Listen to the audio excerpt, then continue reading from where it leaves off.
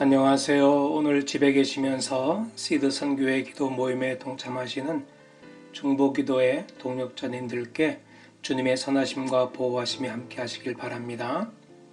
저희가 시드 선교사님들과 열방을 위해 기도하기 전에 오늘 저는 우리가 처한 위중한 상황을 어떻게 바라볼 것인가 함께 생각해 보고자 합니다. 코로나 바이러스 재앙에 대한 영적 관점이라는 제목을 가지고 먼저 교회 역사를 통해서 그리고 하나님의 말씀을 통해서 살펴보겠습니다. 교회 역사에서 재앙을 만났던 신앙의 선배들은 위중한 상황에 어떤 반응을 보였을까요? 이 질문에 대한 명쾌한 대답을 기독교의 발흥이라는 책에서 만나게 됩니다. 이 책의 저자 로드니 스타크는 신학자가 아니고요. 기독교 학자도 아닙니다. 그는 사회과학자입니다. 사회과학자의 눈으로 주후 40년에 1000명 정도의 보잘것없었던 기독교가 300년이 지나서 로마 제국 전 인구의 56%에 해당하는 3500만 신도의 기독교로 성장한 사회학적 이유들을 이 책에서 소개하는데요. 이 책 제4장의 제목은 역병 네트워크 개종입니다.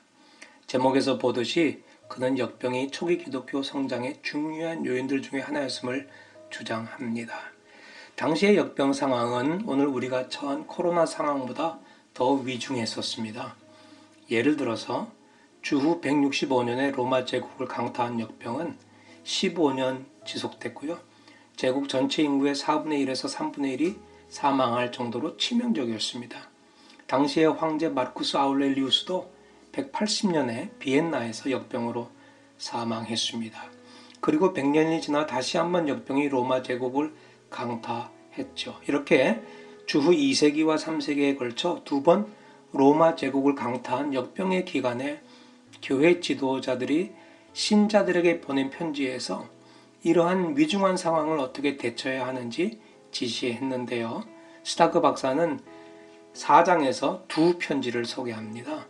첫 번째 편지는 키프리안 주교의 편지고 두 번째 편지는 디오니시우스 주교의 편지입니다.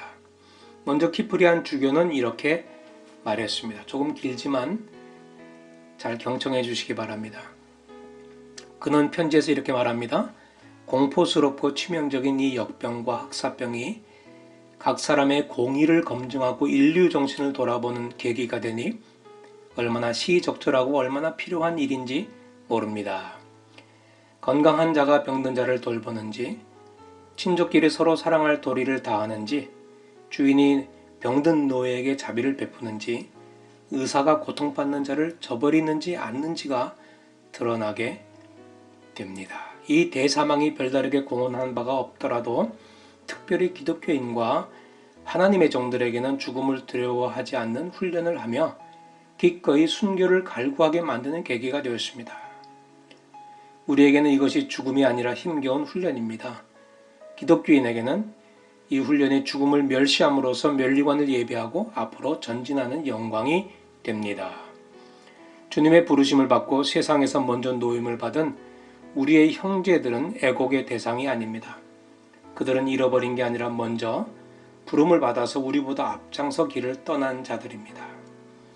여행자들이 흔히 그러하듯 그들은 그리움의 대상이지 애도의 대상이 아닙니다. 키프리안 주교는 이렇게 말합니다. 그는 역병의 위험은 참 인간됨을 회복하는 기회였으며 죽음의 두려움을 극복하는 훈련의 기회였다라고 말합니다. 오늘 우리가 귀담아 들어야 할 내용이라고 생각을 합니다. 둘째로 디오니시우스 주교가 교인들에게 보낸 부활절 서신에 이런 내용이 담겨 있는데요. 그는 이렇게 말합니다. 우리 기독교인 형제들은 대부분 무한한 사랑과 충성심을 보여주었으며 한시도 몸을 사리지 않고 상대방을 배려하는 데 온 힘을 쏟았습니다. 그들은 위험을 무릅쓰고 아픈 자를 도맡아 그리스도 안에서 모든 필요를 공급하고 섬겼습니다. 그리고 병자들과 함께 평안과 기쁨 속에 생을 마감했습니다. 그들은 환자로부터 병이 옮자 그 아픔을 자신에게로 끌어와 기꺼이 고통을 감내했습니다. 많은 이들이 다른 이를 간호하고 치유하다가 사망을 자신에게로 옮겨와 대신 죽음을 맞았습니다. 우리 형제들 가운데 가장 뛰어난 사람들이 이런 식으로 목숨을 잃었습니다. 디오니시우스 주교는 당시 성도들은 역병으로 죽어가는 영혼들을 돌보았고 돌보는 과정에서 그들 역시 역병에 걸려 죽게 되었다라는 그 상황을 자세히 설명하면서 어떠한 태도로 그렇게 했는지를 우리에게 소개하고 있는 것입니다. 스타크 박사는 기독교인들의 모습에 정반대되는 당시 로마 제국의 이교도들의 반응을 소개하는데요.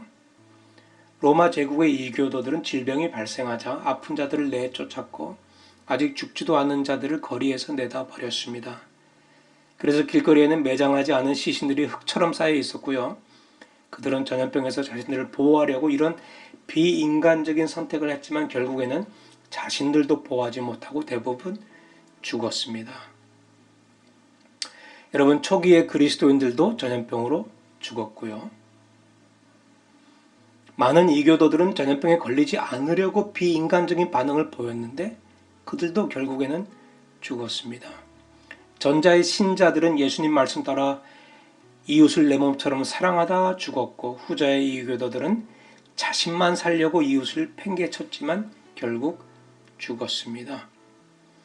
전염병이 지나간 뒤 자기 고향으로 돌아온 사람들은 이런 대조되는 두 종류의 죽음에 대한 이야기들을 듣게 되었고요.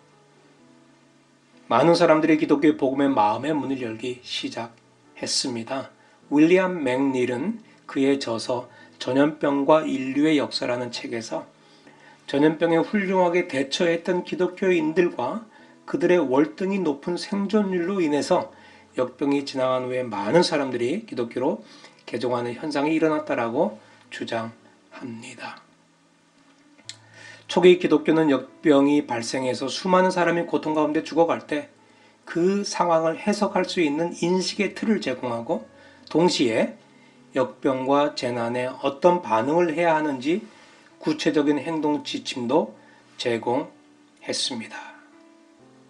신이란 존재의 심기를 건드려서 안 된다라고 생각했던 이교도들에게 기독교의 신은 너무 생소했습니다.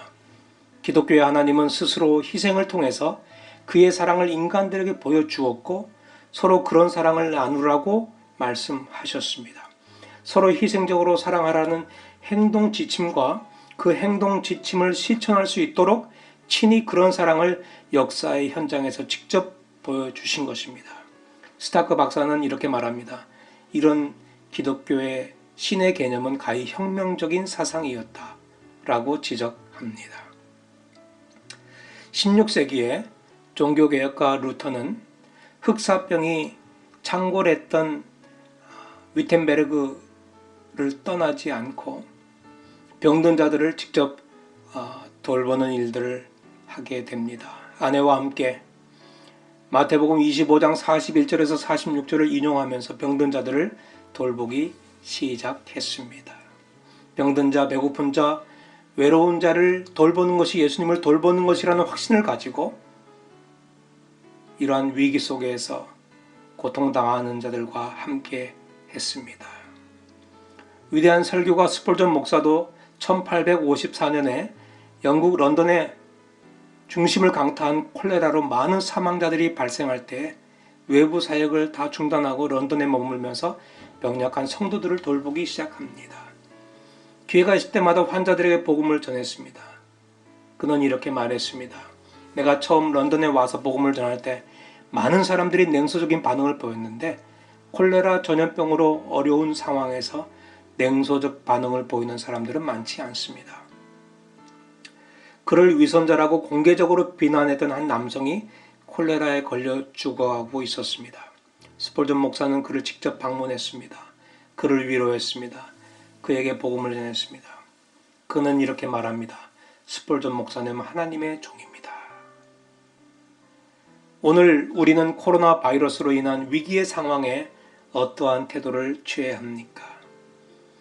기독교 역사를 통해서 우리에게 구체적인 행동 지침들을 우리는 배울 수가 있습니다. 성경은 어떻게 말합니까?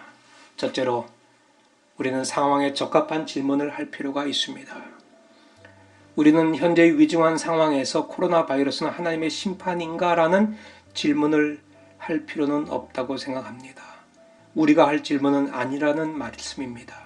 오히려 우리는 나는 이런 상황조차도 통치하시는 하나님을 찾고 의지하고 있는가?